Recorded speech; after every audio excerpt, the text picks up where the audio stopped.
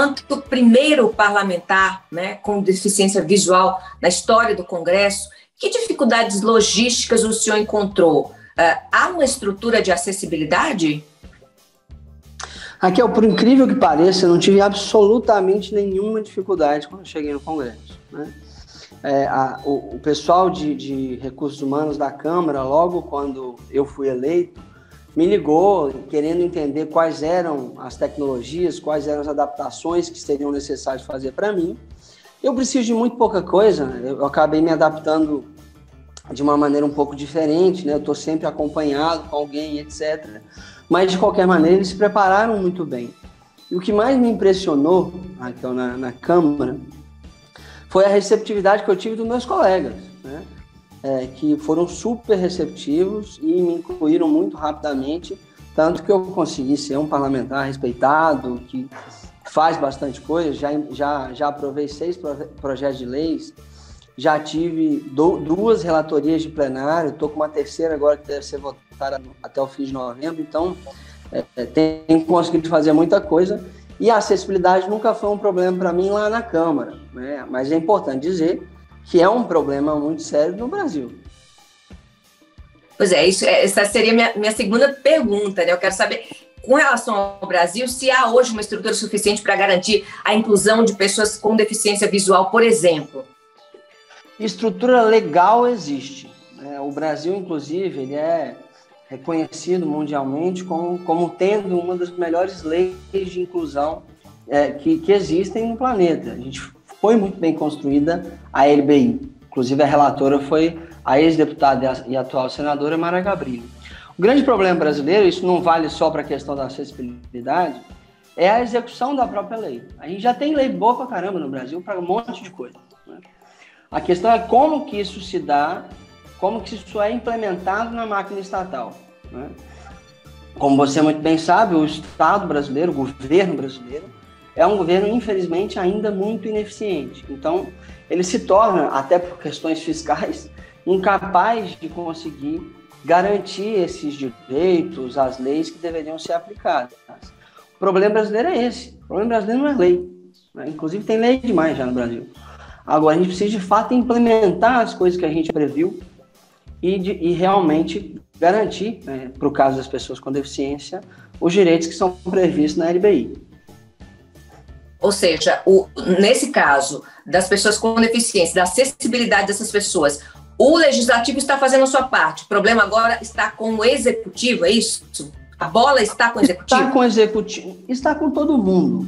Porque o legislativo não faz só lei, né? É importante dizer isso. É função nossa do legislativo fiscalizar. É o que está sendo feito. E, obviamente, tem um pedaço no judiciário que é muito importante, né? Mas, sim, a grande parte do papel em termos de legislação para as pessoas com deficiência já foi feito. Hoje, para você ter uma ideia, a principal luta que existe no âmbito da pessoa com deficiência é a regulamentação do artigo 2 da LBI, que é a avaliação biopsicossocial. O que é isso? Para as pessoas entenderem. É uma avaliação multidisciplinar que é feita em cada pessoa com deficiência, que você consegue classificar ela em graus de deficiência.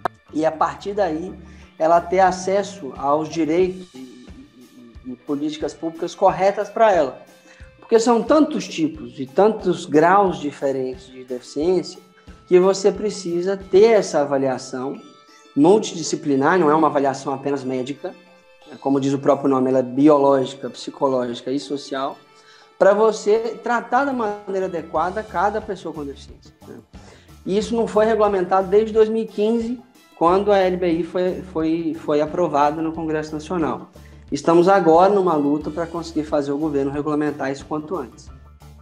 Como é possível garantir uma maior participação de pessoas com deficiência na política partidária? Como liberal, o senhor é a favor da política de cotas para esse universo de pessoas também? Eu sou a favor da política de cotas como uma questão emergencial e transitória. O grande problema, que eu acho que das cotas como um todo, é que elas são importantes, elas resolvem, ou pelo menos mitigam um problema que está aí na sociedade, né? Mas se você não fizer em conjunto, né, a resolução da raiz do problema, que é realmente você dá capacitação, você dá participação para as pessoas, para que elas não precisem de cota, né? Em algum dia. Se você não fizer isso junto, você nunca vai resolver o problema, tá? O que resolve o problema das pessoas com deficiência, lógico que a cota ajuda, mas o que resolve o problema das pessoas com deficiência é você ter, de fato, uma sociedade construída pela inclusão. Isso é uma luta muito grande. Em especial, e aí é o foco da minha atuação no que se trata da pessoa com deficiência, na educação. Não tem jeito, tá? Se a gente não fizer uma educação de qualidade para todo mundo, você não vai dar empoderamento para essas pessoas. O que dá empoderamento para as pessoas, de fato, é a educação. E isso vale também para a questão partidária.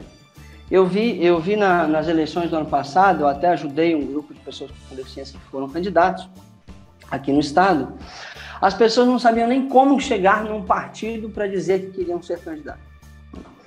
E isso, naturalmente, é uma barreira de entrada. E você precisa tirar essas barreiras de entrada e, obviamente, ajudar no início para que as pessoas tenham, pelo menos, a oportunidade de se candidatar.